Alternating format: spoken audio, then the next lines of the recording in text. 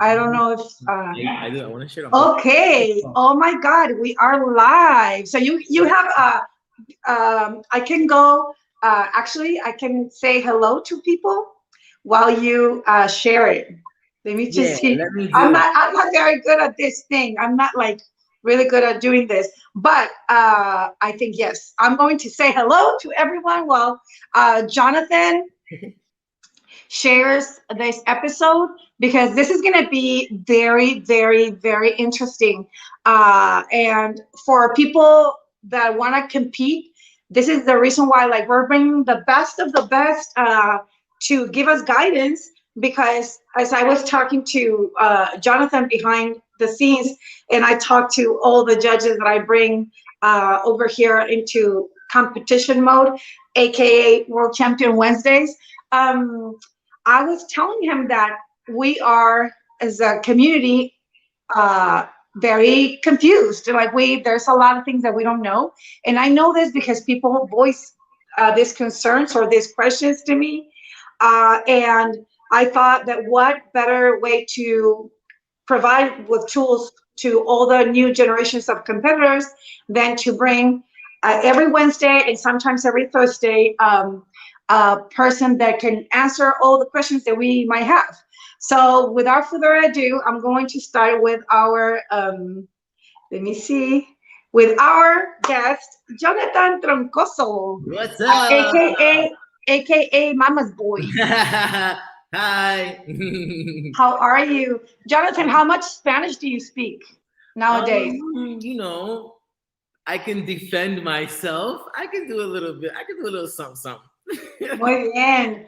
Pues sí, chicos, estamos aquí con Jonathan Troncoso y él nos va a estar, ya nos dijo que él habla muy bien español, dijo que más o menos, Más pero o por menos, ejemplo, más o menos. mañana tenemos a Billy Fajardo y Billy sí me dijo, yo no hablo español. Entonces vamos a ver cómo le hacemos porque es muy importante que todas las personas tengan sus preguntas ya bien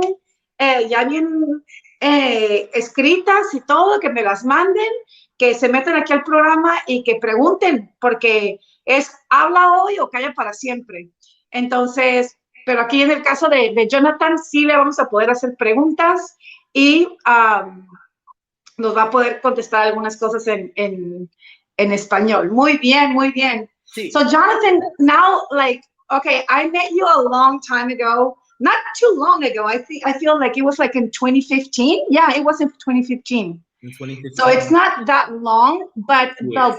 the way you've grown is like exponential. It's like crazy. One day, like when I met you, like nobody really knew you, and then the next day you're already like on the world of dance, and then the next year you're already winning all the competitions, and then the next year you're already a judge.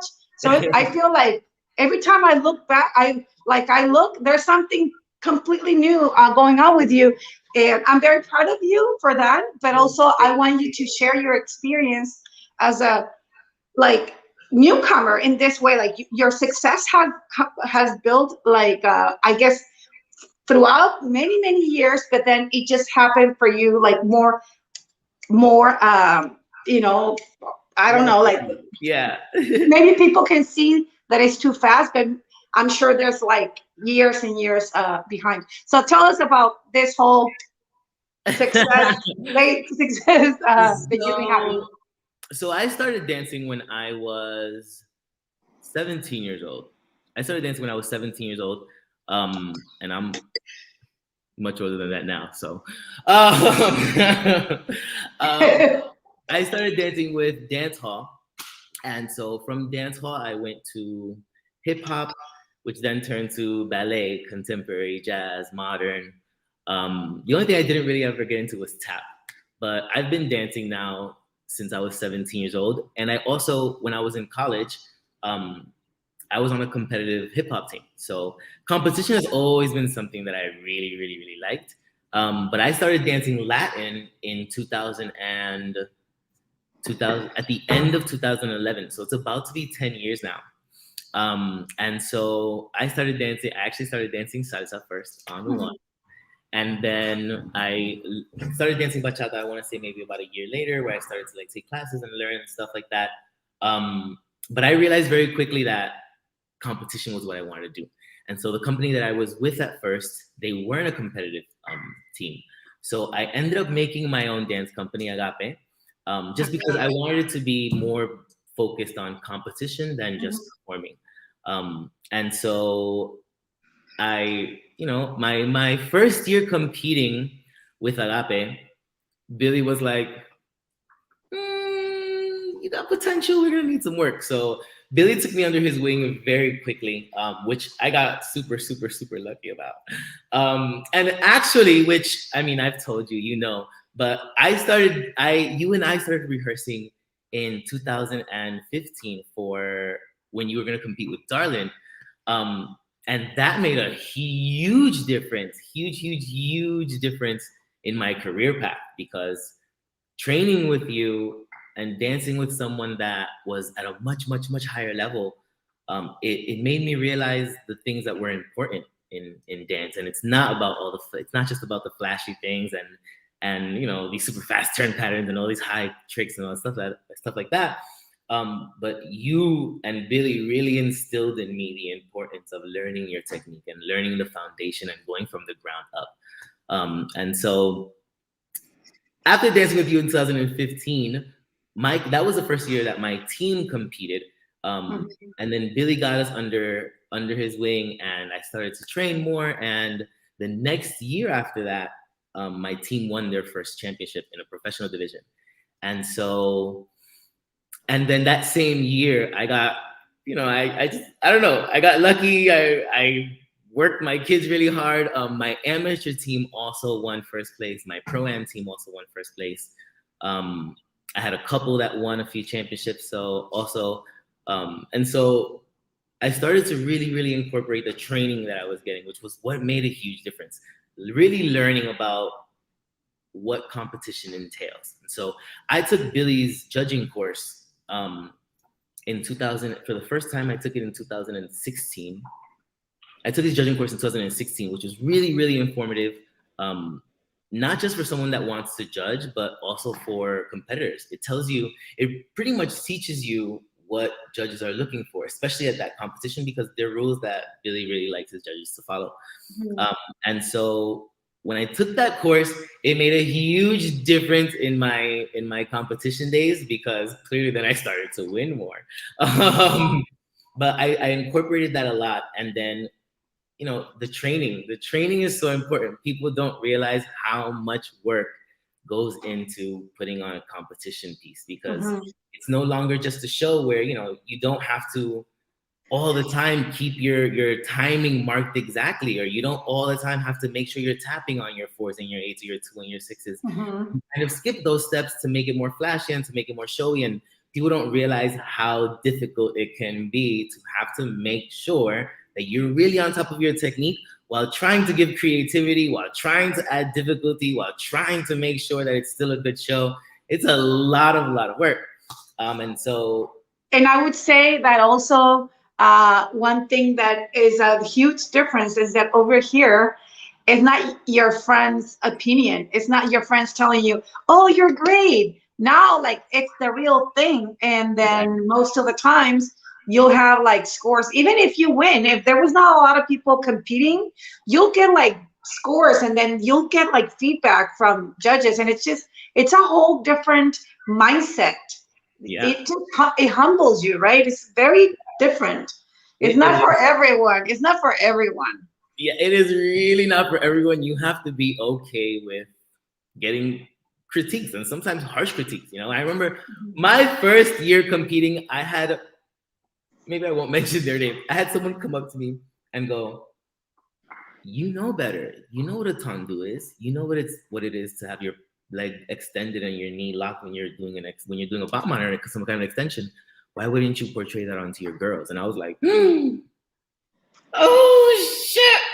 Someone that I didn't expect to hear that from, because I didn't think that they had the training for it.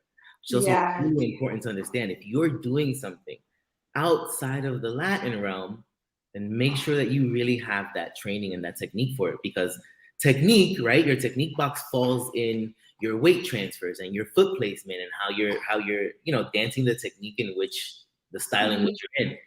But the moment that you incorporate anything that has to do outside of Latin, then you're also going to be judged on that technique, right? I Yes. can't do a Batman and have my foot sickled or Yes. and expect to get good points for it just because the leg goes up, right? Yeah, exactly. Or just because you're like a really good salsero, you're a really good bachatero, Right. and that's one thing that I think if that's not the confusion that people have the most, I don't know what is, but that's at least that's what I get so many questions about. They're like, oh well, but this is salsa, this is bachata, and my answer is yes, but this is a competition. In Right. a competition, they're not only judging your basic, they're judging your tech. There's so many different criteria, right? And that was one of the questions. Like that was one of the reasons why I really wanted to bring you here, because I want to focus on a couple of criteria, but later on I'm going to ask you about. But I'm just so excited to listen more about this. Tell me about the world of dance. Now now I'm remembering that I saw you in the audition. You were there Yeah. in the audition. And Yeah. this thing that you're talking about, I remember I went in with my team, and it was not my pro team. It was my pro am team. Yeah. Yeah. I And remember it that. was and over there it was just so coming from like a classic background, and just being like, and also coming from entertainment, and as I was an entertainer before I was a dancer, um in real, like in Hollywood, like for real, Yeah. like Yeah. it was very stressful to me to bring all these people and then know that they didn't have the technique. And I'm not talking about bachata, I'm talking about the real technique for dance. And I knew we were not going to make it because of that. I was like, and it's so frustrating when you're a director and you want to talk to salseros and bachateros and tell them it's very important, your technique is very important, and they get so hung on no, that's not important for salsa, that's not important for bachata. I'm like, it's so important, that's the Yeah. only way you can transcend. And Yeah. I do believe that in competition, a lot of times that plays a big role.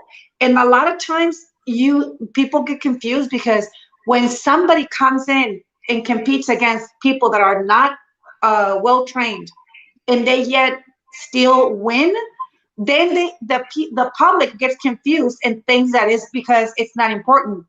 And no, what happens is that in salsa and bachata, if you compete against two other people, three other people, and they're worse than you, you're gonna win. But that doesn't Right. mean that you won because you don't need technique. It Right. just means that you were the best Yeah. out of everyone You're the that smartest day. competitor out of the category that competed. That is what Yeah. it is. I mean, what I tell a lot of people when it comes to because I get that question a lot. People always hear me say, which actually is really incorporated because of my time working with you.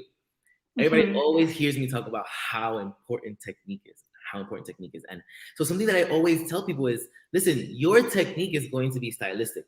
If you, let's say you go and you're dancing in the on two division, the classic on two division, then, and you literally strictly just dance on two, strictly dance on two, you don't do a batma, you don't do any kind of extension, you don't do any kind of spins, you don't do anything like that. It's literally strictly just mambo, just on two. You don't need a ballet class. It's true. You can Mhm. do what you want, right? But the moment that your foot comes off of that floor and you're not just doing a basic, then the technique for that style is going to be implemented. And if you have people on your panel that knows that that your leg should be turned out, that your knee should be straight, and that your foot should be pointed, and you're doing it incorrectly, then you have to expect to get technique points deducted. From me, especially, if I see someone that is going to do any kind of extension, your mambo technique, your on-two technique can be phenomenal, phenomenal. But the moment that you lift that leg off the floor, I know exactly what I'm going to look for. And if you don't have it, then expect to get your technique points deducted, right? Don't You use couldn't, yeah. not trained to use. If you want to be just a salsero, then be just a salsero. There's nothing wrong with that. If you want to be just a bachatero, then be just a bachatero, because there's nothing wrong with that. If you want to be a dancer, then train. Make sure that you're training in all of what it entails to be a dancer, because you can't go and say, oh yeah, I'm gonna be a dancer, then you want to lift your leg in the air and you look crazy. Then don't say that. Say, I'm a salsero or I'm a bachatero. Absolutely, 100%. Live your life. But don't go and be like, oh yeah, I'm a competitive dancer, because you're not. You're not. Right? So I love it. I'm totally going to take this and then put like make a little. I mean, you want to be a salsero, you want to be a bachatero, that's great. But if you want to be a dancer, then you gotta train. you gotta train. It is. It Okay. is true. Yeah, it's it's such a thing. And then on the opposite, I also noticed. I mean, I'm gonna ask you some questions later, um, but I noticed one time before you were competing, before you were gonna judge this year, I noticed that you posted something about bachata technique, like saying, "Hey, listen, even if you're an amazing dancer, if you don't do your bachata technique, if you don't do your basics correctly, Right. you can expect for me to deduct." Because I'm gonna be focusing on that as well because it's equally important, right? That's so. So to me, it's crazy, right? Bachata to me is getting a little bit weird when it comes to competition, right? Because a lot of these routines, you can turn the music off and watch it, and it looks like they're dancing a contemporary routine, and then they may tap here or there, right?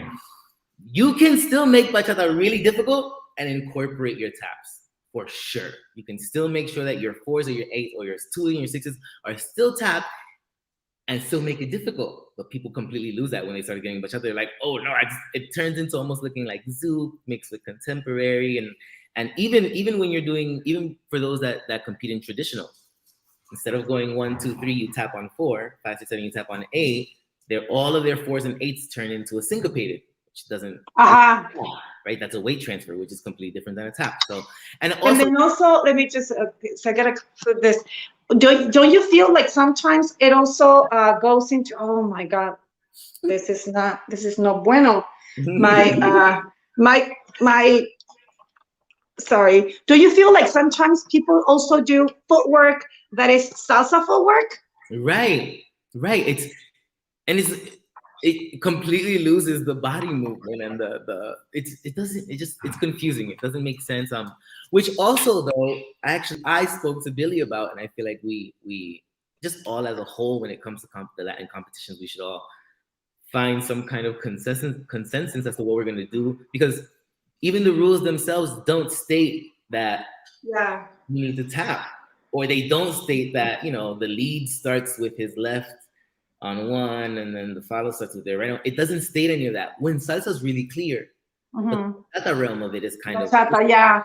And right. that's one of the reasons why I'm doing this show, because as we have noticed that we are lacking a lot in competitions. We're lacking a lot of like standardization, but yet we still want to compete. So with what we have, I always tell people that, for instance, I judge the World Latin Dance Cup, and I have a lot of talks with Ader about what we're going to do to improve, right?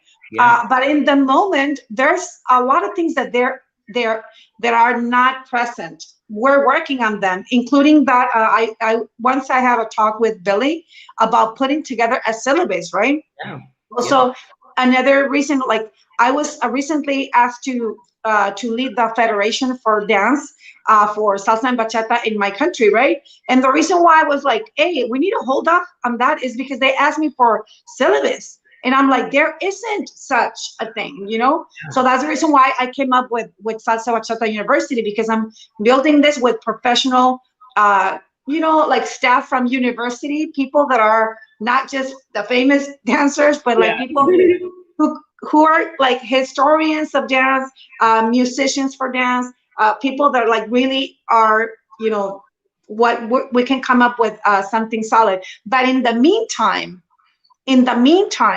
one thing that people should always know is that judges everywhere are going to be looking for your freaking basic, at least your basic, At least, and make your basic not look like you're dancing salsa right, or just contemporary or just right.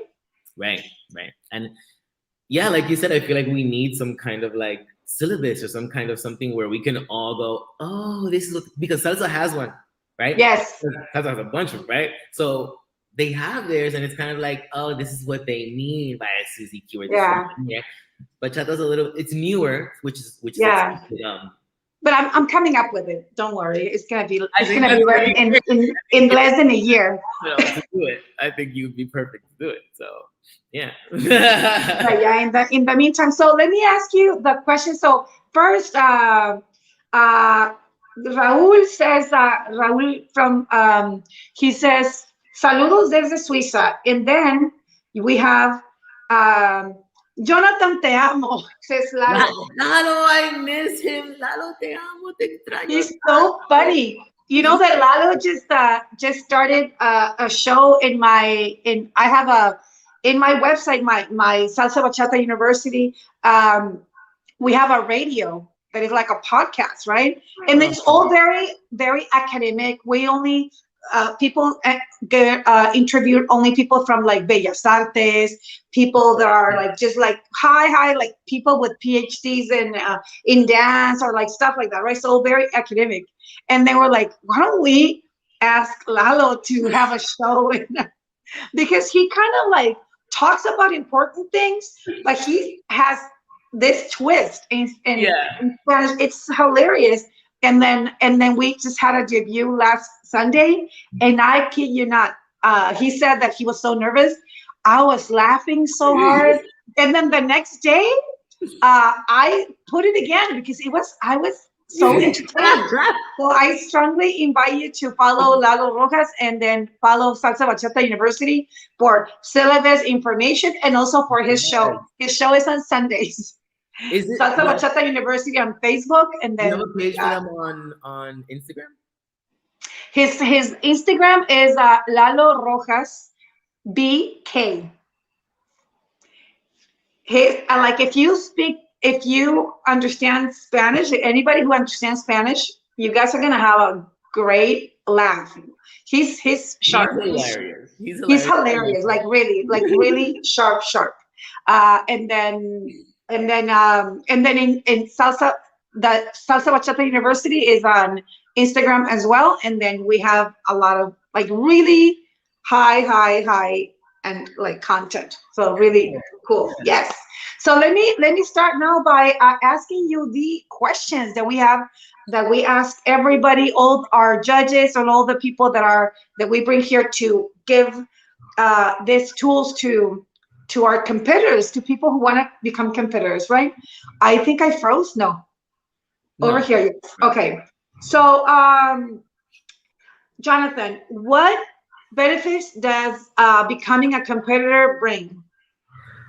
So besides the platform, because these competitions nowadays are getting a lot of views. Sorry, I'm so sorry. Hold on. Girls, relax, please. My dogs are running around the house right now. They listen to you like that? They'll be like, oh yeah. They're pretty good. They're oh God. Oh. Go home, girls. Go home.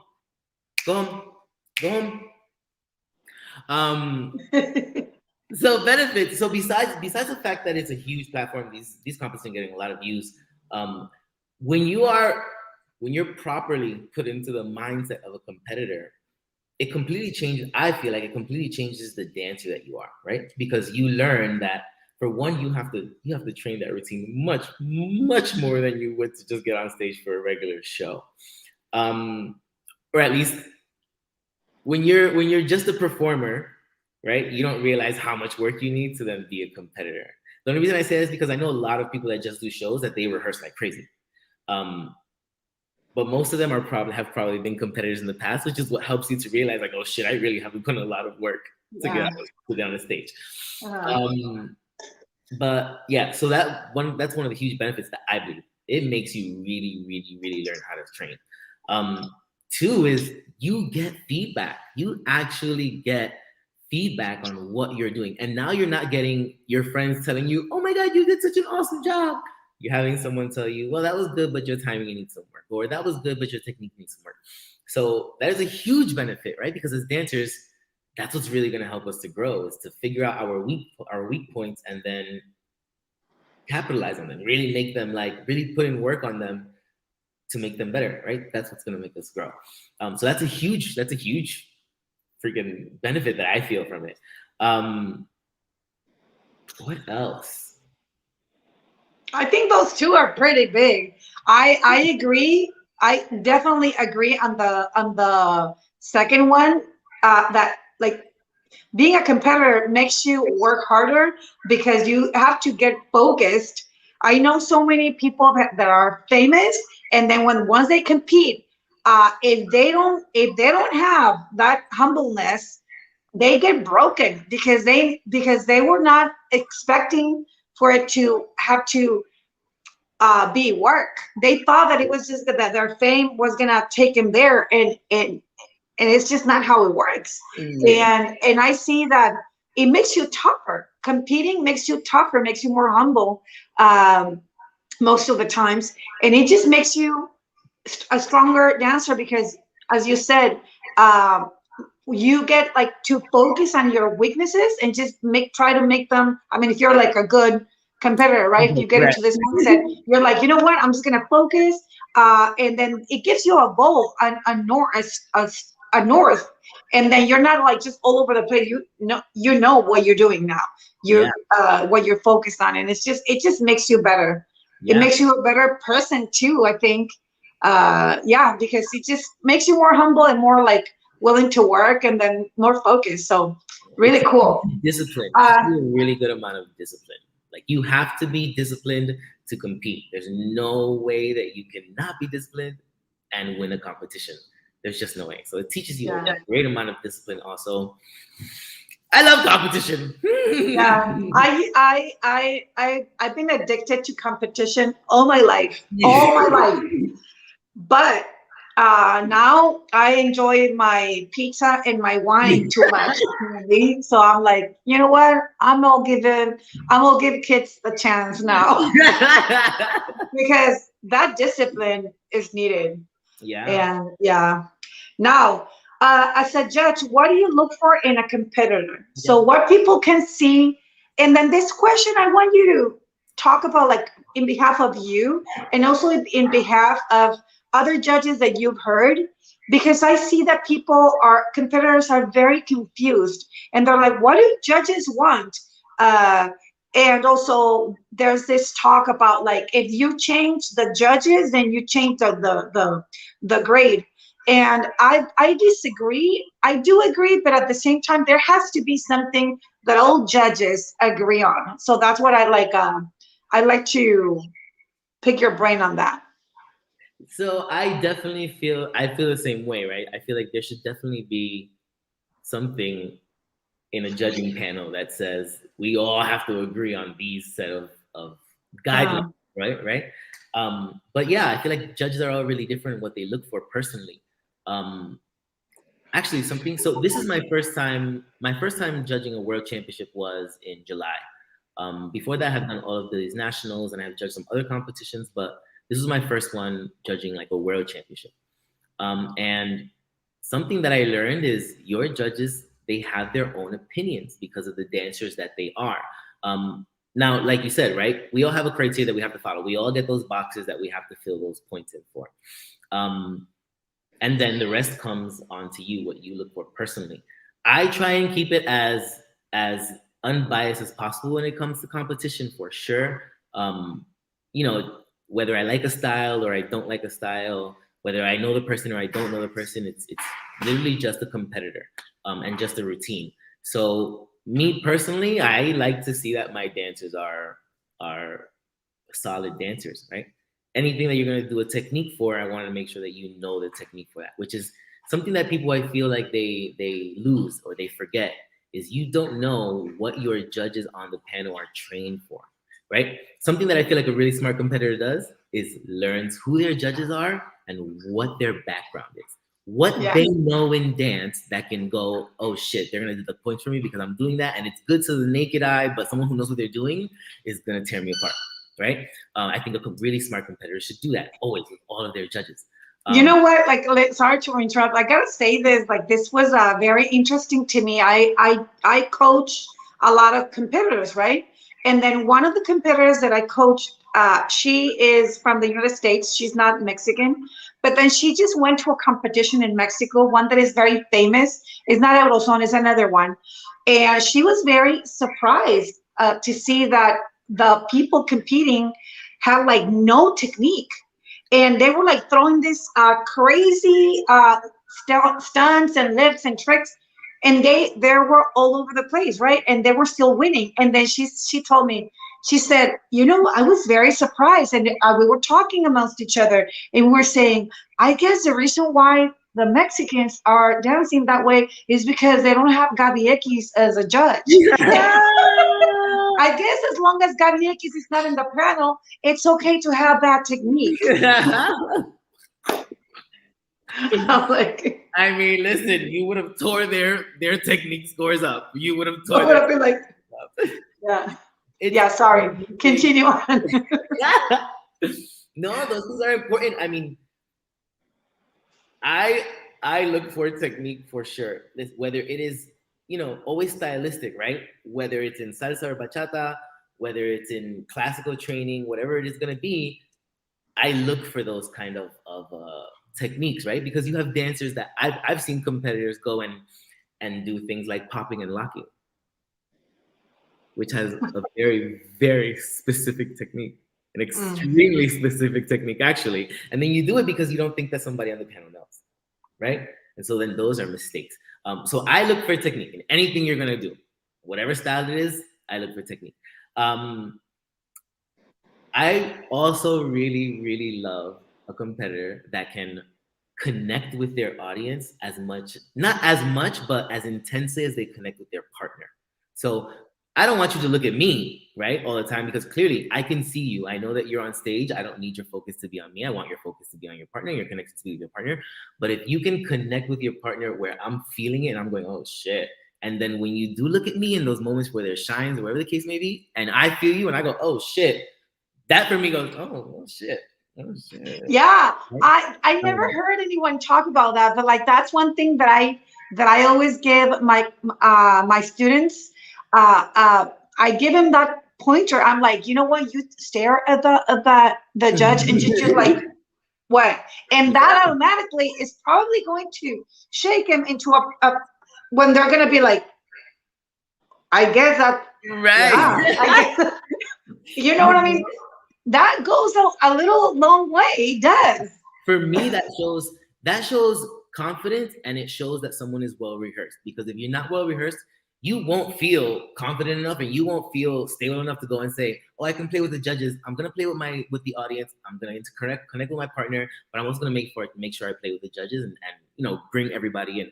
That for me goes, "Oh shit, that person is well rehearsed. They're not having to think about how they're gonna perform. They're not having to think about, you know, what's going on in the music and how they're gonna portray the music. They've already done all that in the studio. Now they're just trying to play." So that for me makes a big difference in a competitor for sure. Obviously, you know, all your important boxes, timing and all that stuff. I feel like that's the stuff that all the judges look for. But for me, those two are pretty important. That and originality. Between technique, originality, and presentation, Confidence.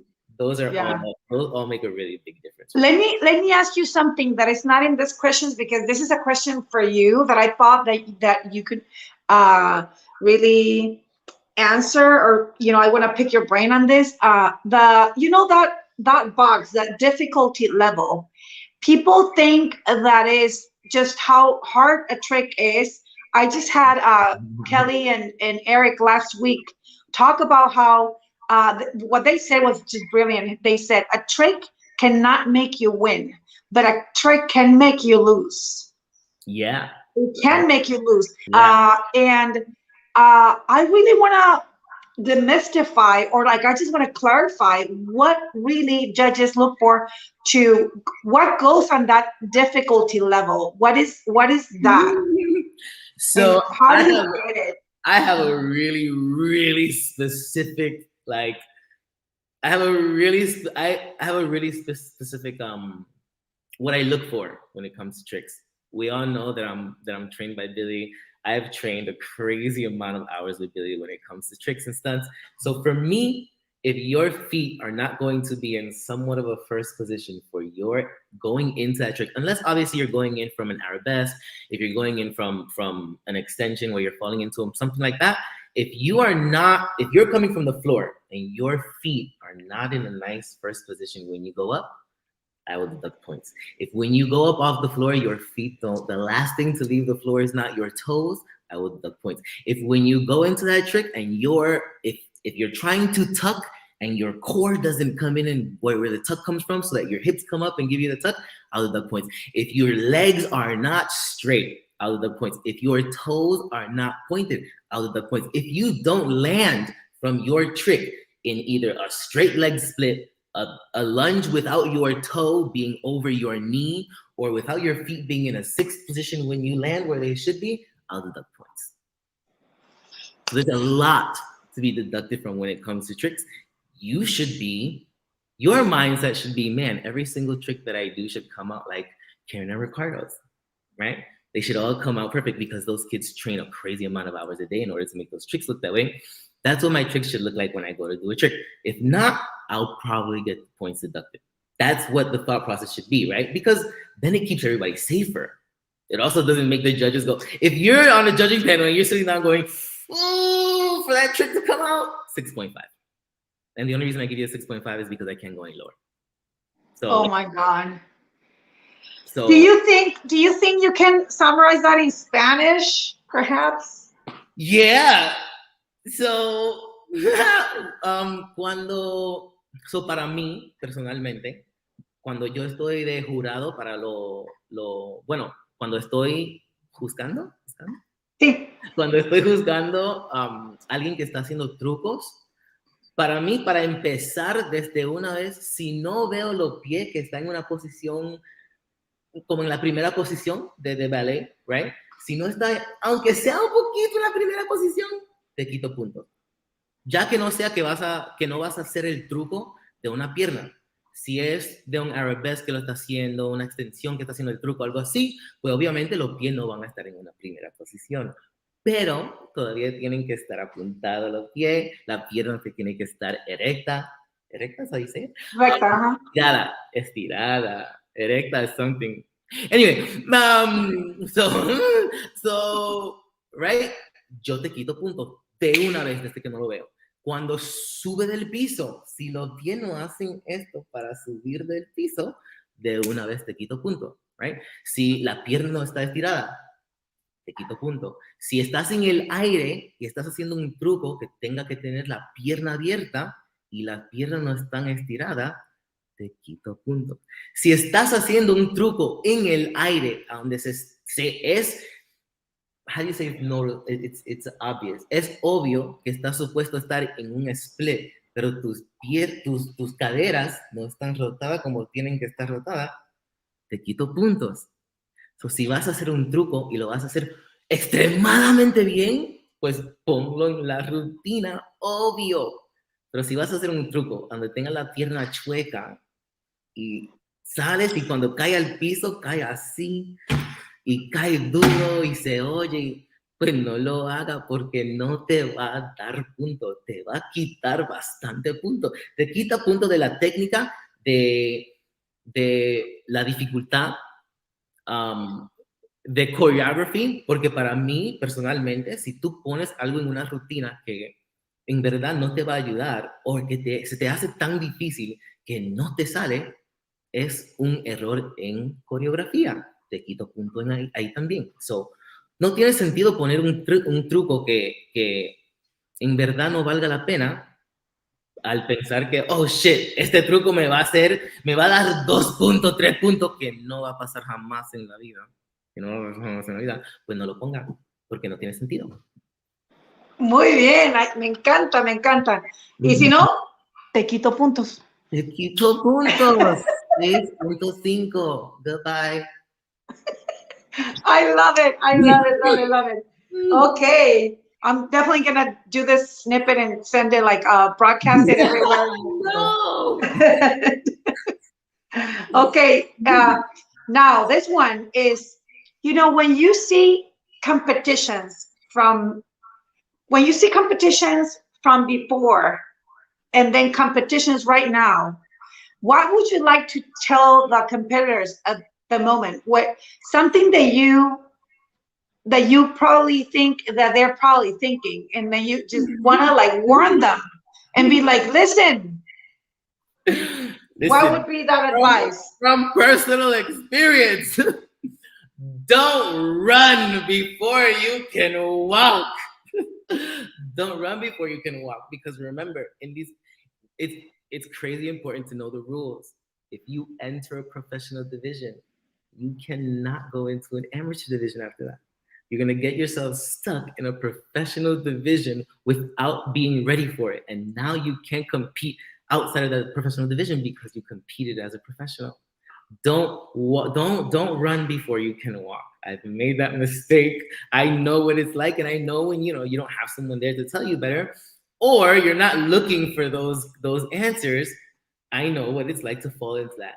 Don't run before you can walk. If you're not ready to go into a professional division, there's nothing wrong in the world with competing in that amateur division until you feel ready, or going to your rising star, which is like a semi-pro division, or a pro rising now, which they have also, which is like your newcomer professional. Go into those divisions first. Don't throw yourself into a division that you're not ready for, because then you get stuck. And rehearse, friends. Train until you can't get it wrong. Stop rehearsing and saying, I'm going to rehearsal and I'm going to rehearse for an hour today. I'm going to rehearse and I'm going to go and rehearse for 2 hours today. That doesn't make sense, friends. Give yourself enough time to really, really train. Train that routine until you can't get it wrong. Train that routine faster than it is. Train that routine slower than it is, so that you know that you can actually dance through every single moment, and not that you're just rushing to get through things. Train where you are super, super exhausted to see what you're going to feel like when you're just spent.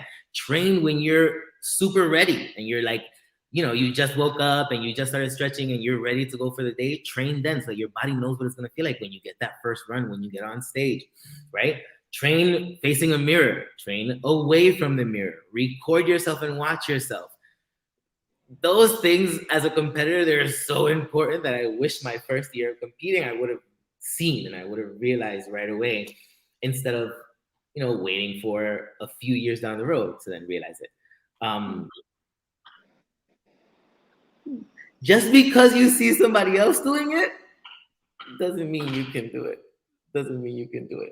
That other person that did that trick or those spins or that pattern has probably trained and rehearsed to do that really long time, a really, really long time. And if you're coming in new and you're trying to do what Karen and Ricardo are doing, it's probably not going to work for you, because those kids train their asses off to get to where they are, right? So just don't run before you can walk is all. And really, really learn your rules. There was a competition, actually, which I'm probably going to get in trouble for saying this. Billy's going to kill me. I don't know if I should say this. There was a competition at Summit. There were a category, a division competed, and it was a professional division with a bunch of people that have competed for a long time. And this division, you're only allowed 3 tricks, because it was a bachata classic. You're allowed 3 tricks, and all of them did 5. All of them. So what should have happened? Everybody in that division should have been disqualified. The person that didn't do those 5 tricks gets the competition, even if they weren't the best ones. And that's it. That's how you learn to be a competitor, right? Because you have to learn these competitions. And that's in a professional division. You see a lot of amateurs lift their partner off the floor. Both of their feet leave the floor when they're competing in an amateur classic division. Your feet can't leave the floor. In a classic division, why would you pick your feet off the floor? And then they don't understand why they get deductions or why they lose, right? As a competitor, really, really learn your competitions. Man, I have read the rules for the Summit so many times, it's absolutely bananas. The rules for the Summit and the rules for the World Latin Dance Cup, when I was competing there, I've read them like crazy, because I knew if I was going to compete at those competitions, I need to know those rules like the back of my hand in order to be able to be a successful competitor, right? Yeah. And a lot of these competitors don't know. They have no idea that there's a rule page. They're just like, oh, let me go. And I'm, what? Doesn't make sense. You So know that I have had I use this in my conference for competitors, and I say don't give away your points because it breaks my heart, and it breaks Emily's heart. Like I she used to be the one who deducted points for time for the music yeah, for, and it breaks my heart to see her like looking at the time and going like, oh, they went over for 3 seconds. it's crazy. And that could have been, and then that could make you not pass to the next round. In this competition, in this World Latin Dance Cup, in the online one, there was a rule that said that you couldn't bow. And then people got like second place when they could have been first place just because of not reading the rules, Yeah, mixing music that doesn't belong in it when this competition doesn't allow it. I'm gonna have a comment here. She says, I have some questions. Is there a different mindset between competing and social dancing? Oh my God. Like she went from one to the other. Like to me, like I have this separation that I make, and that I think that we should all understand that there is social dancing is one thing, performance is another thing, completely separate. It might have some of the same elements, but definitely what you need for performance, you don't need that for social dancing. And no, you might need what you need in social dancing for performance, but for competition you need everything. For yeah, competition you need social dancing, because otherwise I can tell when somebody's not a social dancer by yeah, the way they hold yeah, their yeah, hands, by the way they lead, by the way they follow. And then also they gotta have the performance. But the opposite doesn't apply. Like social dancing, you should not be concerning yourself. And right, if you're a teacher for social dancers, you should not be teaching them choreography, right. technique, or anything. Like what it bothers me when people are like, oh, I'm going to this salsa on one level two, and they're teaching me this ballet poses. Why? Right, No, don't do that. Or even styling. Like, right, why do you have to do styling while you're social dancing? right, No. right. And then let me. What does switch work, and how do you juggle that? That's two questions. I'll give you that because I know that I answered this for you. She didn't say who was to answer. So I take one, you take another one. How does um, the switch work, and how does the switch work, and how do you juggle that? Yes. so so same for you, for same thing for me. Competition and social dancing, two completely different worlds. The way that I put it is social dancing is for me to just have fun and to enjoy myself and to this is the reason why I got into it, right? This is the reason why I started Latin dancing is for social dancing. So when I go out social dancing, I am not worried about no technique. Nobody is coming off the floor. I'm not worried about any of that. I'm worried about having a good time and enjoying my social, and that is completely different. For me, competition is completely different. It is strictly discipline. For me, competition is completely disciplined, and this is something that I know I have to focus and put time into. And granted, it's gonna be fun and it's gonna be a good time, but the truth is, competition is not meant for fun. Competition is meant to Yes. compete. I don't go to a competition to have a great time and see my friends. Oh my god, I haven't seen you in forever. How are you?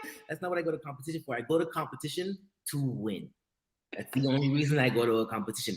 I don't go to a competition to get second place. I don't go to a competition to get third. I don't go to have fun and to for the air. I don't. I go as a professional competitor. I go because I want to get first place. That's the only reason why I go to a competition. So they're two completely different words for me. Like, competition means get ready to bust your ass and put in a crazy amount of work. And social dancing is like have fun and enjoy yourself. All the work that you've done here, this is where you get to enjoy here and just have fun and let go. So those are completely two different worlds for me. I don't have to juggle those because they don't coexist at all. Yeah, they do not coexist at all. Like, definitely. And yeah, like, even, I wish they did a little bit more. For instance, when I see the competition that is a free one. I won it one time. I Heat. don't remember The the Heat. heat. You did win. You won it in 2015. Yeah. Yeah. And I think that the reason why I won and was because this competition was not a Jack and Jill. It was just like social dancing, and Mhm. since I love social dancing, I do it in a way that is like social dancing, and then that's. But then I see that a lot of people even like rehearse like tricks and stuff when they do that, and I'm just like, I'm That's not. But really that's important. another thing.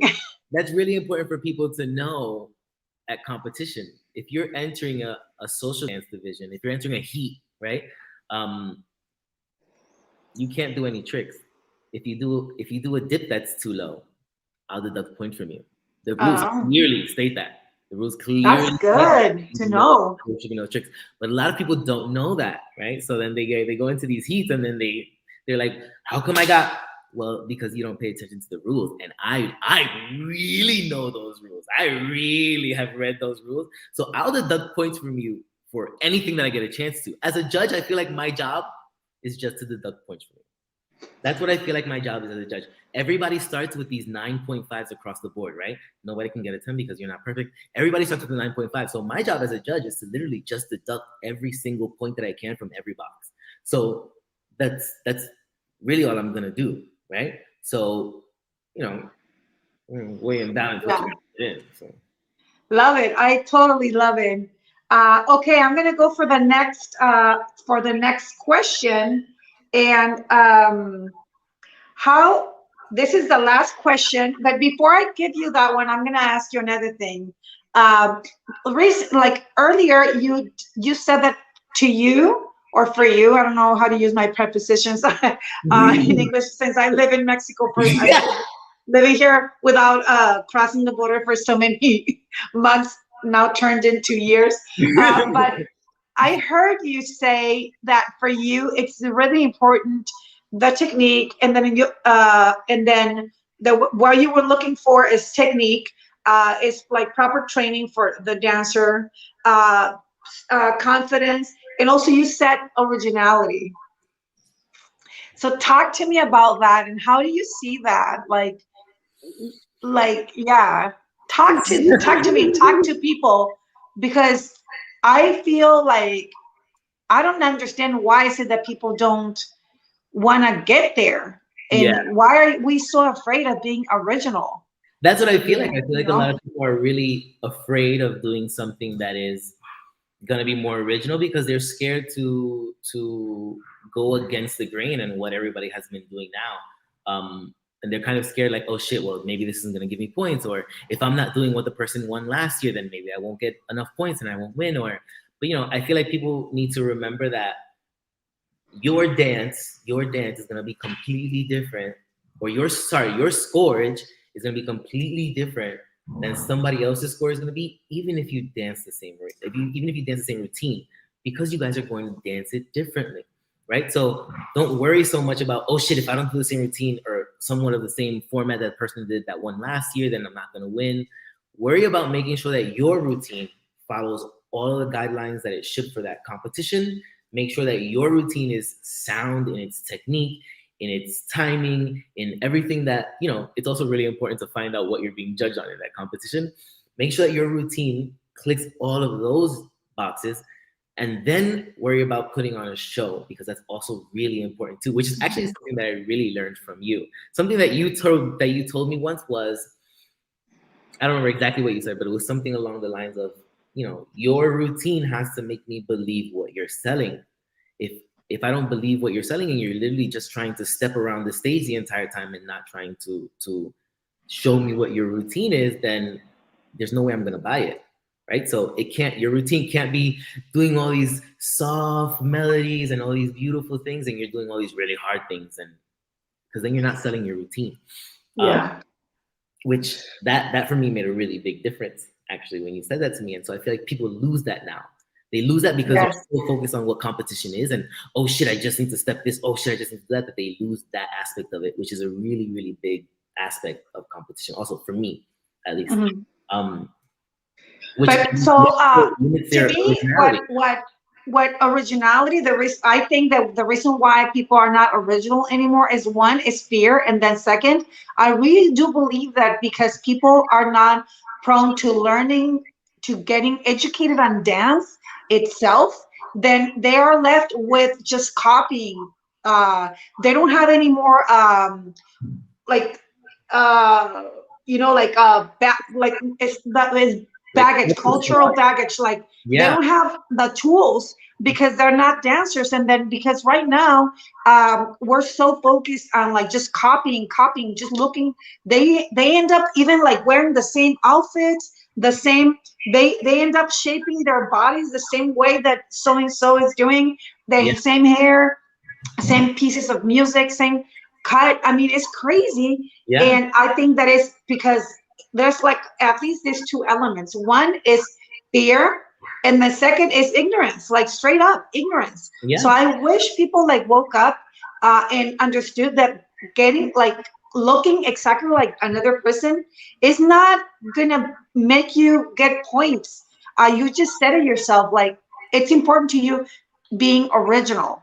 yeah. So how does it feel like when you're judging 100 people, and how does it feel when you see somebody who's coming up with something original? Yeah, that I mean that automatically makes them stand out, right?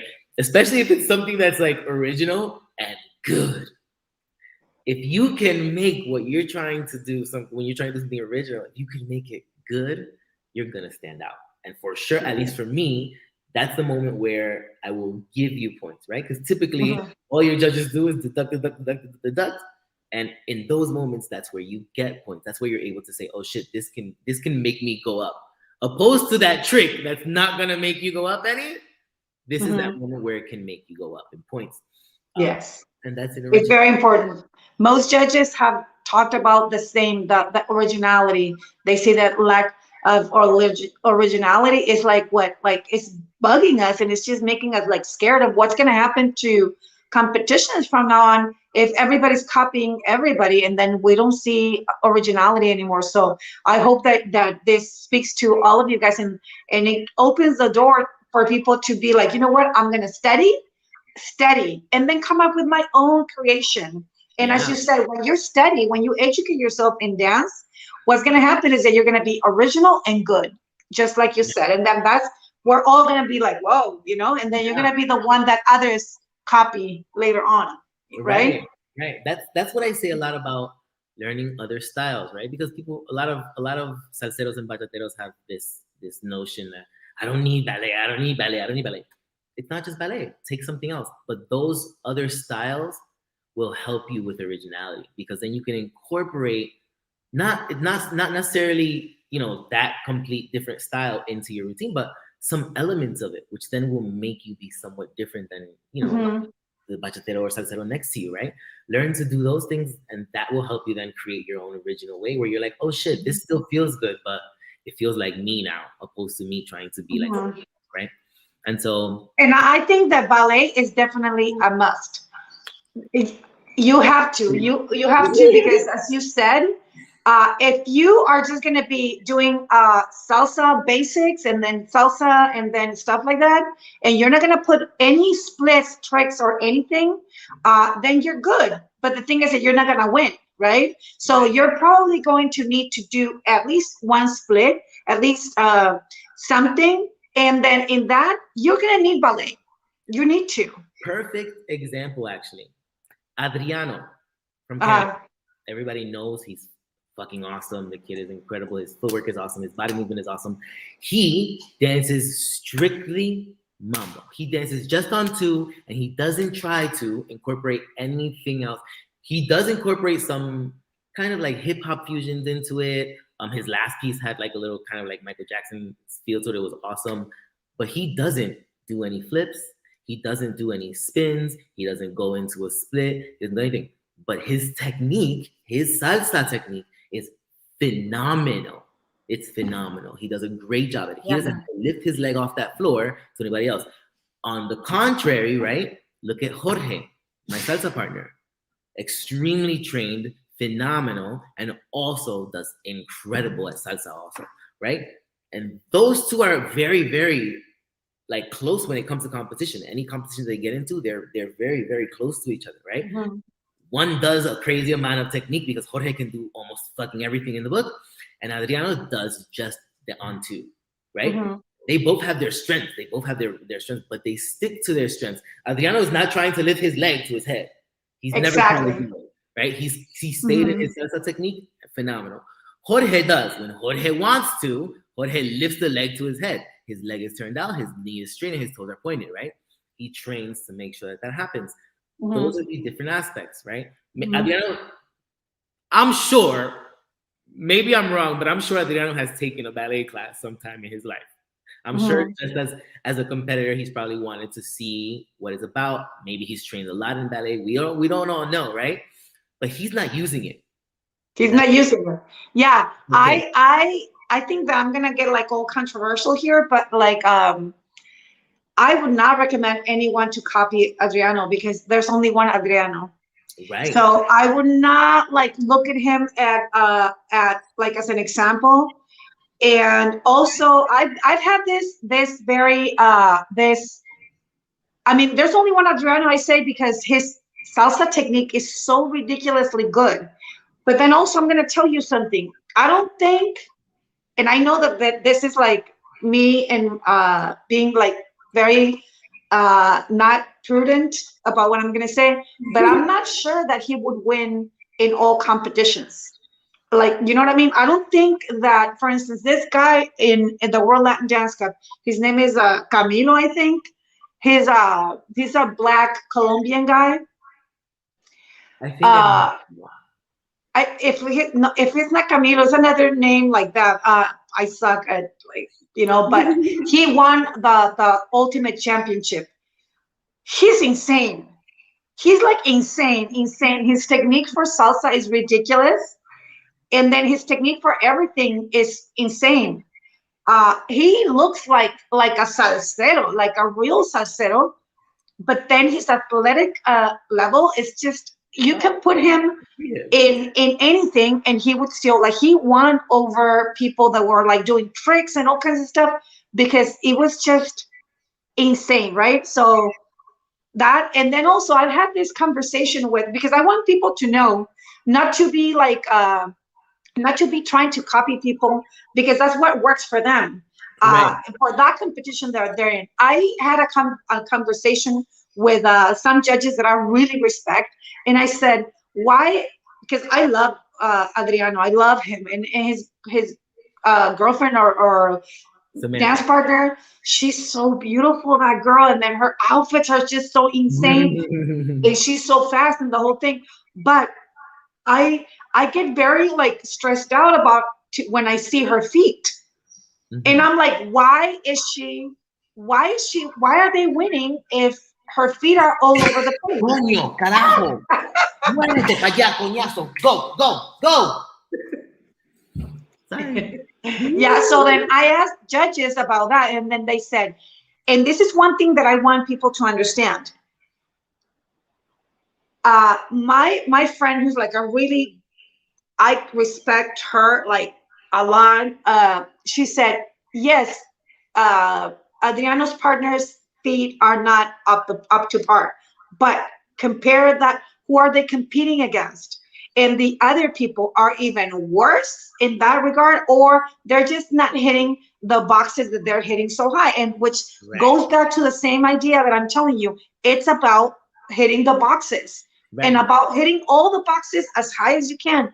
And because they hit everything so high, they hit the presentation, nobody can touch them because their outfits are like $3,000. And then that girl has like, her body is like rock, like incredible. The guy has, and then they're so agile. Yeah. Their difficulty level is so high. They do these patterns that are just choreography, the whole thing. So then that little technique thing, even though it like this, even if I was to judge, I would have to also put him in first place. So But I don't want people to think, oh, if they don't do any tricks, I shouldn't do any tricks. Or if they have their feet, whatever, I should do the same because I'm also a salsero. Yeah, but are you a salsero like him? right. Are you do you score so high on presentation and difficulty? And Right. no. See, So my thing with them is because Samantha's not the most flexible, right? She that too. doesn't have the greatest feet, but every other score for them is high. And when she does do things where it does require a technique outside of salsa, she does it well in the sense where she won't lift her leg higher than she can. Yeah, they're smart about Right. the way. You're very smart about it. Yeah. Now, at least for me, with them, their difficulty level is what's for sure gonna keep them up. And their timing, because listen, I don't know. Do you know who Simone Serena is from Italy? Yes. I love them, and we all know that their technique is something outside of this world, right? But they consistently got beat by Adriano and Samantha Yes. because their timing was better and their salsa technique was better. She didn't play it dumb where she would lift her leg every other second, right? Mm-hmm. We all know that Serena can't. We all know that she can Mm-hmm. touch her ear with her leg. We all know that she Yeah. can on one foot Mm-hmm. like nobody's fucking business, right? We all know that. Adriano and Samantha are smart, where instead of doing 15 spins, they'll do 5 really, really, really clean Clean. spins and come out, and their timing will be impeccable, right? They'll do Yeah. a trick that's on the floor where Samantha will fall into a half split instead of a full split, but she'll stick that fucking half split where her feet super pointed and her fucking legs super straight, even if she's just in a half split, and then she'll look at the audience and go boom, and everybody's gonna go, Yeah. oh, right? And that's the thing that I want people to understand. It's all about playing your cards correctly and then being like smart about like hitting all the boxes. And in all honesty, if you, I mean, look at like Serena and him. And then imagine how much they train. But yet, like it takes a lot to hit the salsa box so high. Right. So Right. so don't try to go in with the same strategy that Right. somebody that has way higher level than you has. So don't try to be like last week we also spoke about Adriano, like in terms of Kelly and Eric said, you get Adriano, and they said multiple times on 2 champions, and they don't do one trick and they always win, right? So don't get confused and think, oh yeah, I'm just gonna do that. No, because they can do it. And I heard you say this before. I heard you say the fact that somebody else does it doesn't mean that it's gonna work for you. Right. So what's gonna work for you is try to hit everything as high as possible. For Yes. you. For you. The way Yes, for you. Like build your strengths. Yeah, I think that was it's been very smart of them, like to just compete, stick to what you know, and then just broadcast it, like shine those Right. Actually, strengths. who was it that told me, man? I wish I remember who it was that told me. But when it comes to competition, don't ever show me. It was Anya, actually. Don't ever show me anything that I don't want to see anything at all that you're bad at. Don't show me anything that you're even okay at. I don't want to see anything at all that you're okay at, because the person next to you is going to be great at that, and they're going to make you look that much worse, right? Remember Anya, like I don't know if you were in the scene back when Anya was competing, and I remember she was like so solid, and I'm gonna tell you why. Like it's crazy because she was not fast, and back then the fast people were like, it was Junior and Emily. Can you imagine? Like she will come in not fast, and she doesn't have like crazy flexibility, but she will come in and be like, "Pop." Yeah. She would bring her leg up to here, but like turned out, pointed, legs straight. It would look awesome. Oh my God. I mean, but we're talking about a person who's not copying anyone. We're talking about somebody who has the technique of every kind of like style of dance possible. in their bodies on top of like this confidence. So Yeah. don't try to use her Right. strategy. The Right. best strategy you can do is be you, train, Yeah. and then try to score high and everything, and Yeah. then work on your strengths and don't show your weaknesses. Yeah. That's a very good Know your weaknesses. advice from Anya. I'm gonna see Yeah. if she can come next Wednesday, or next Wednesday we have Yazvik. So I'm gonna invite her. Yes, I'm gonna Oh. invite her for the following Wednesday. We'll see, and then we're gonna have the following Thursday. We're gonna have Paulina Posada. So Oh, this is gonna be like wow. very, very good. Yeah. One last thing before I ask the last question. I know that I'm getting too long, but because I feel so comfortable with you that I feel like I can ask you anything and I can just like go to town. And I want people to really get these ideas. I want us to tell them, listen, this is the way. This way is not. This is the way. So Yeah. one thing that you mentioned, I want to also talk about this because that's one thing that I also believe, and it happens to me a lot when I judge. You mentioned that people come in and then they're like adding pop and lock, and it's obviously something they copied from YouTube. Okay, or maybe they took one class. I'm not sure. In the United States, people like are a little bit more inclined to taking at least a class, but in Latin America, people do not care. And then this is one thing that happened in the World Latin Dance Cup. There was a lot of people that came in with like Afro-Cuban, and I don't even want to go there. But then there was a specific group, and they were on the finals. They were like battling with other people to become the champions of the whole thing, right? Yeah. And they came in with this choreography that was very well put together in terms of a choreography. I really liked the choreo. And the choreo was a bachata choreo with a lot of kids with like a lot of sass. And but the choreo was to a flamenco song, and then with flamenco outfits and with flamenco steps.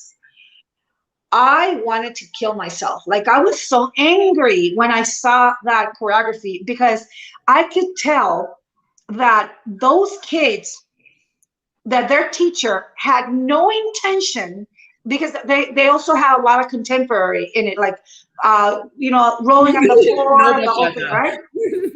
They had no intention to try pointing their toes. They had no intention to try using proper floor technique. They had no intention, because when somebody has an intention, it might not like hit it, but when somebody comes out with the feet this way, you're like, they don't have any intention to point. Okay. Yeah.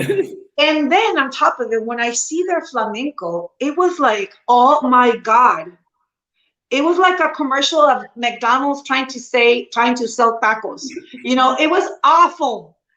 And I was like, why are these people dancing flamenco the absolutely horrible way? And then I thought about this. I thought that because I live in Mexico, so it's also a third world country, right? Just like Colombia. But over here, if you want to take a lesson for flamenco, for belly dancing, for anything other than ballroom, you can take classes at a very cheap price. In Colombia, there has to be a lot of flamenco schools Yeah. that are cheap as hell, Yeah. and yet these people don't bother like. And then they're coming in with this choreography that was very well put together, and then they taught it to kids. That just also adds another layer of me getting really pissed off, because Yeah. I'm like, that's what you're teaching kids, that they can just copy something out of YouTube and then you Yeah. can put it together and then that's it. Yeah. And then the fact that they don't even have the respect to, okay, if you're gonna add flamenco, can you hire a flamenco teacher Yeah. to just clean a little bit? Yeah. Yeah. Yeah. I mean,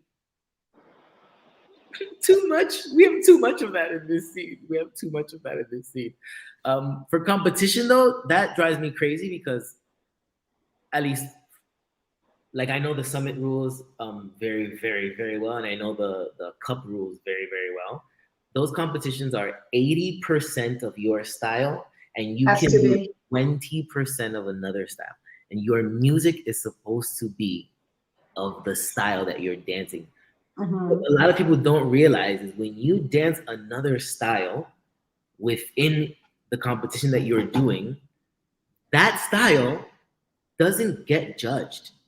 Mhm. So like, which I really, this is something that also that I talked to Billy about, right? You see a lot of people doing these Afro-Cuban movements for competition when they're dancing salsa. And Afro-Cuban and salsa, they're different. They're different styles, right? Afro-Cuban has a really, really distinct history and a really distinct meaning. And then when you throw it into your salsa, what people don't realize is you're not being judged on that. You're not being judged on that, right? And so then they add in and they make the routine 50% Afro-Cuban and then 50% salsa, and then you wonder why you're getting such huge deductions. When your rules clearly state that it has to be 80% of the style that you're dancing, and it can be 20% of something else. So if you're talking about a 2-minute routine, you're talking about if you're giving me more than you're failing yourself if you're giving me more than 10 to 20 seconds of another. Of our Cuban. Yeah, and then I do believe that it does play into something because, for instance, if you're adding any kind of other style, then it has to go into technique. People, if you come in and then you just do anything, contemporary, ballet, anything, and then you don't do it correctly, I'm Right. gonna deduct points Right. from Right. technique at Right. least, right? I don't mean that. I don't mean that it's not going to be judged at all. Sorry. What I Uh, mean is the same. It's the same thing as tricks. uh, Not going to cause you to win. yes, It's not exactly. gonna bring you to like you're gonna get 3 points because your fucking Afro-Cuban is the best that I've ever seen in my life, right? Mhm. You're gonna get an additive for sure because you're doing it better than anybody that I've seen, which if you have Uh-huh. incredible technique, right? It's the same thing. You're gonna get an additive from me because Don't go crazy. This is one thing right, that I have with right, Afro-Cuban, that it gets I do get to judge a lot of salsa. I usually judge just bachata, but then they give me some salsa here and there. And then when they, especially with the solos, right? They get me to judge girls and solos and all that stuff. And when I notice that they're doing Afro-Cuban, some people are like really, really good at it, but then they do the full routine is Afro-Cuban. And then when they add in the Afro-Cuban stuff for salsa, their basic for salsa is horrible. Or let's say that they do some jumps, right? Some leaps, arabesque, rolling on the floor. Okay, if you're gonna be looking like, like doing whatever, I don't want to speak too much, but if you're gonna be doing that kind of style, when you're doing an arabesque, please don't look like a monkey. Please like do like straight. You know what I mean? right, Don't bring this into this. If, right, and a lot of people go like, no, I'm doing this. I'm like, no, wait, I don't think an Afro-Cuban thing you're supposed to roll on the floor. right, So don't give me a jazz and a contemporary move and then with like crooked everything and right. then with your posture this way because you're coming from Afro-Cuban. You're coming from Afro-Cuban, get out of that and then get into your mambo or get into your contemporary, get into your ballet, get into your thing. Yes. Don't mix the two, and Right. then those people, especially I get to judge like people from Europe, and then they have this mentality that is like, no, if I'm dancing Afro-Cuban, and it's like what you said, listen, this is not an Afro-Cuban competition. It's a salsa competition, and you're only allowed 20%. Same thing in the World Cup, 20%. Right. So it's like, yeah, no, that's a whole thing. That I don't even like. Mix Yeah, your style. If you guys want to mix styles, but do them correctly. Make sure that you have the technique to do that style and stay within your time of the rules. If you're only allowed 20%, then make sure you're only doing 15. Don't push it. Don't push it for no reason, because that's not a smart competitor. If someone tells me, hey, you have 20% of the time that you can do this, I'm gonna only do 15 or 10 just to make sure that I don't push that boundary, right? So Yes, love it. I'm gonna cut that one out. I have so many snippets that I'm gonna take from this video to give people like this tips that you're doing in such a good, in a very good like soundbite, really, really good. Now on to the very last question. This question is very controversial, but Ooh. you know, but people need to know that we are also concerned and that we're also working towards becoming better. So the question would be as such: what do you see? How do you see the current dance competition scene, and what do you think we can improve on? Man. All right, here we go. First of all, we need to find some way for all of these world championships or international championships or nationals or whatever the hell is. We need to find some way to bring all of those organizers together, to put them all in one place and say, okay, these are what we are going to classify as world championships, where we will Rank. we will rank all of those world championships. These are world championships, right? We know who's coming to compete at these. We know that we have a significant amount of competitors. You're not getting just one person competing in a professional division, give them a professional trophy, and now they're a world champion of the division. That's not happening. We need to find some way where we can make all those competitions and say, okay, cool. This is a world championship. This is a world championship. This is a world championship. This is a world championship. Then we need to find some way to make all of us have some kind of Standards? the exact same rules, but at least have them be in the same realm. Girls, relax, please. At least have them be somewhere in the same realm where, at the very least, can we make all the fucking competitions have the same time limit, so that I'm not going to one competition and I have 2 minutes and 30 seconds there, and then I have another competition and it's 2 minutes here. I have to cut 30 seconds on my damn routine. Can we at least do that? That drives me crazy. But, those all have to do with egos. And listen, we all know Billy's like my father. I love him. That is my coach. He is my mentor. I absolutely adore him. But we have all these really big egos driving these competitions, and they don't want to come together to make, some kind of alliance where we can, all of the competitors and all of the dancers, we can now say, oh, yeah, this will make sense. We don't have that. So we definitely need that.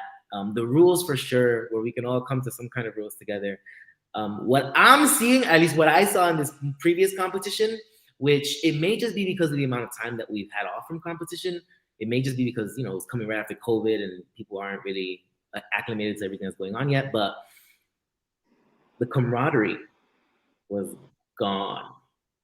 There were people, this is my first time not competing at a world championship, right? So I wasn't running around in a million different places. And so maybe that's the reason why I saw it more. But, I saw teams talking shit about other teams publicly.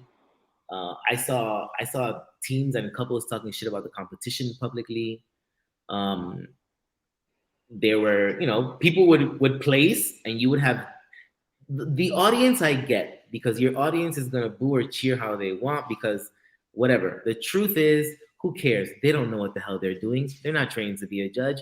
You're just an audience member. Cheer or boo all you want. No one actually cares about your opinion. Cool. But when you have, your competitors who are going to the competition, who have trained all year long, who should understand that these other teams and competitors and they've all done the same thing, they trained, when they go up and they compete and they win, from a panel that you're seeing, that you're trusting enough to judge you, and you go and you boo, there's an issue. Wow, they did that? Listen, there was a team that I really wanted to go and fucking cuss out. They're from Miami. I wanted to go and tear their fucking heads off, and they didn't let me at the competition. They were like, "Oh no, this one's crazy. Don't go over there." But there was a team they were openly talking shit about the other team and the judges, and it just didn't make sense, right?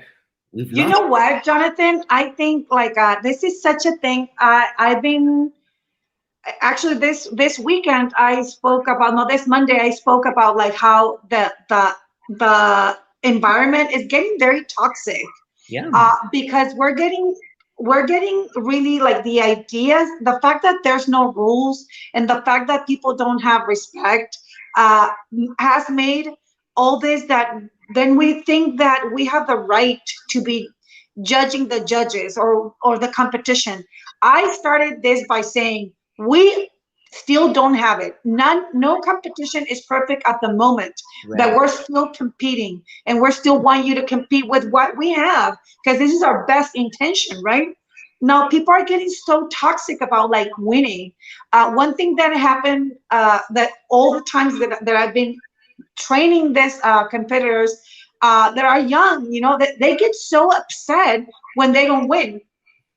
And I remember the World Latin Dance Cup, we lost to a France team, to a team from Colombia.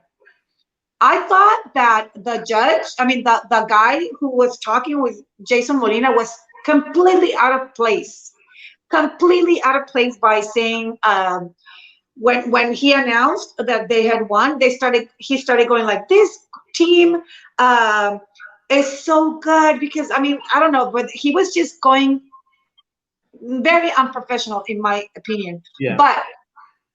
But the thing is that they did win. I'm a judge. I know that they did win.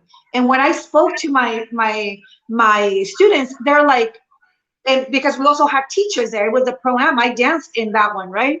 And they were like, "Oh my God, I can't believe we lost." And I'm like, "Shut the up."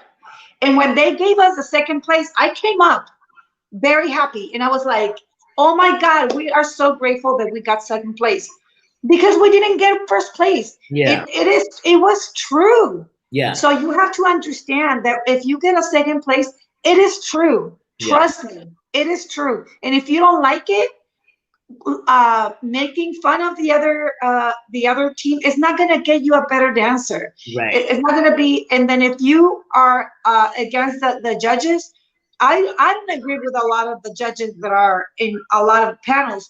But the thing is that if I decide to go into a competition, I have to make myself so good that even if somebody doesn't understand anything about dance, they can still see that I am better.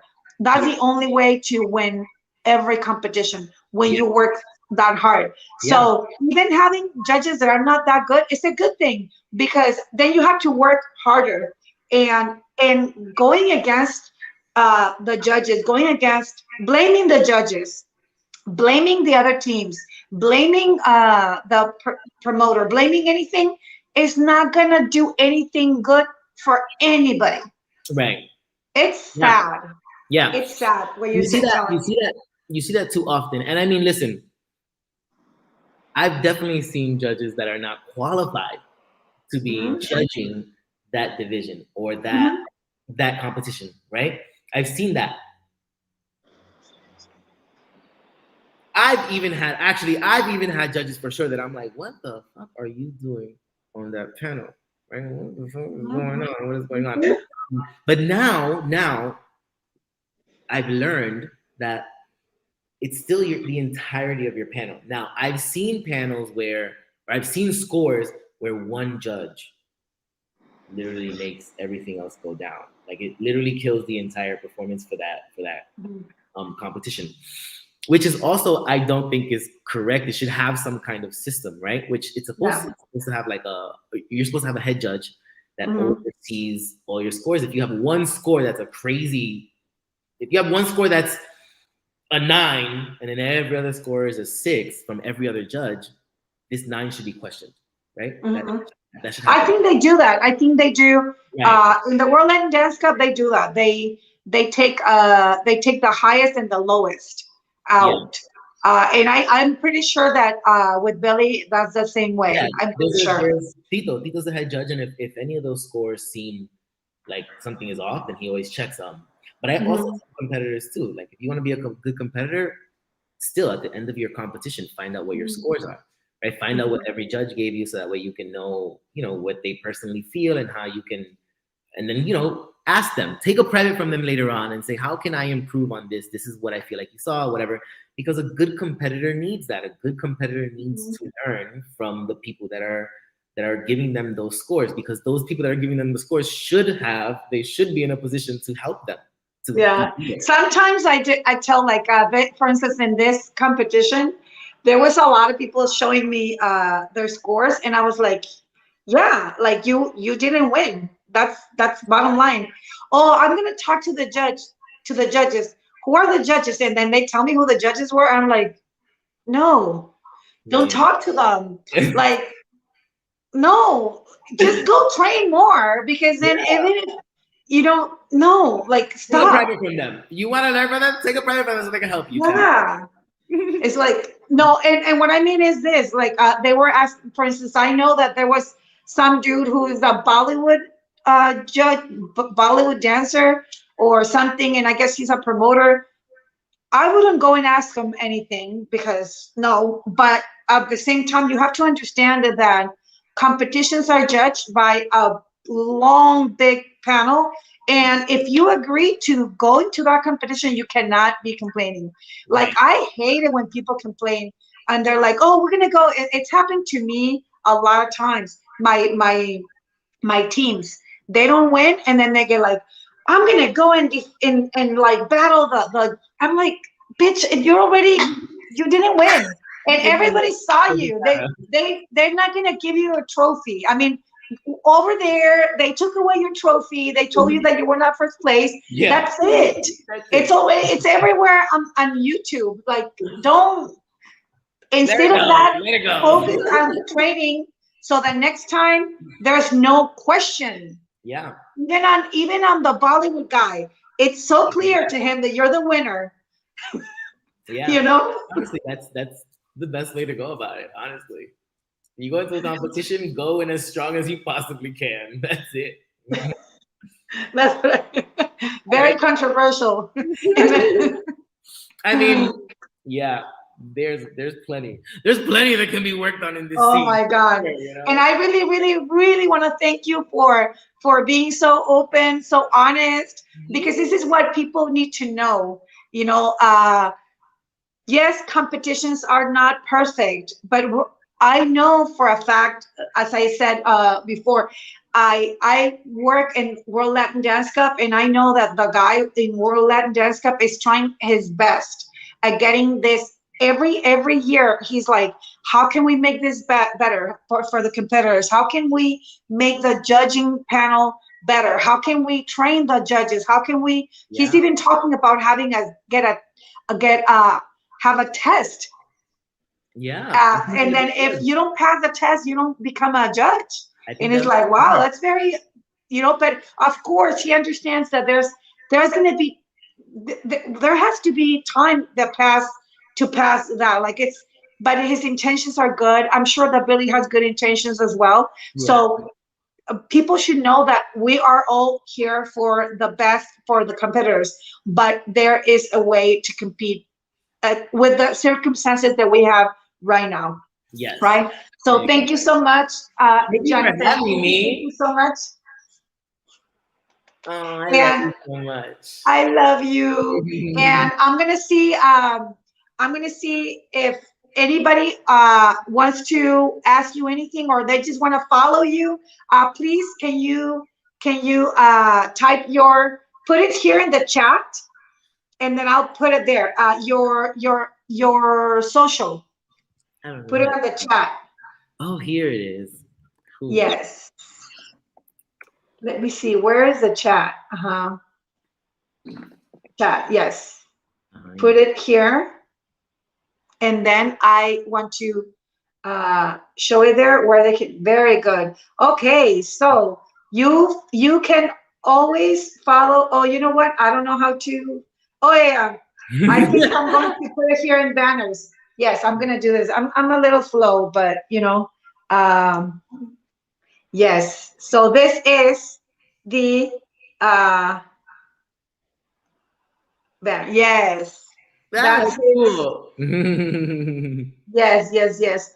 thank you so much, Jonathan. And yeah, thank you so much. And I know I'm gonna make a lot of videos out of this videos because you were so honest and you have so much to offer in terms of tips, the real way from a competitor, from a world champion.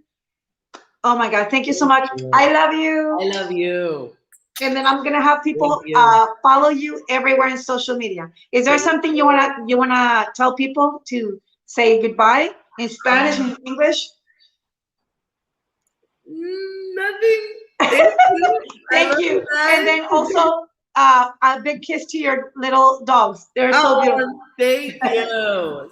Okay, we're gonna finish this. And thanks to everyone who joined us. And if you guys have any more questions, make sure that you send them out to Jonathan or to me. Yeah. And tomorrow we have Billy Fajardo, same time, and that one is gonna be on fire. I'm definitely tuning into that one. Yes, you can ask your questions there and all that stuff. The following week we have Yasmik. Then the following week we have Paulina Posadas, and I'm gonna see if Anya wants to do it as well, if she has time. One thing that I want to say is that I just noticed that Anya has her own competition, and I'm very interested in that because, like, I really truly respect her as not only like as a friend, as a because I actually became her friend after like all this respect that I have for her, right? And then we have a show on Thursdays, not every Thursday, but it's a really deep conversational show that people need to hear. So I want you guys to check her out, Anya Katzman, something, on social media.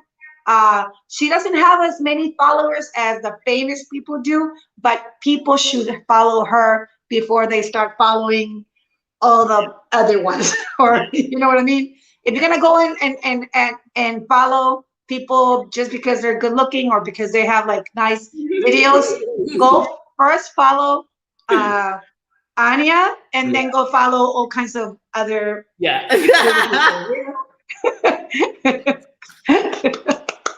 And check her competition. I haven't checked her out, but I know that whatever comes from her in terms of competition is gonna be spot on. We're thinking about like putting together like a course or something like during December, maybe. That'd be good. That will be, and then with like specific techniques to score high on every. So if we come up with it, I want you to teach in it. It's gonna be online, and it's gonna be just that thing that you spoke about, like how exactly how to do tricks correctly, how to place your foot. Even if you're not a ballerina, how do you make sure that you're gonna score high on that? So that's what I would like you to do, and then Anya's gonna do other one. So I'll keep you guys posted. If you guys want, we can come up with this course because it's highly needed. It's very needed. Yeah, I agree. Perfect. Sure. Thank you. Love you. Bye. Bye.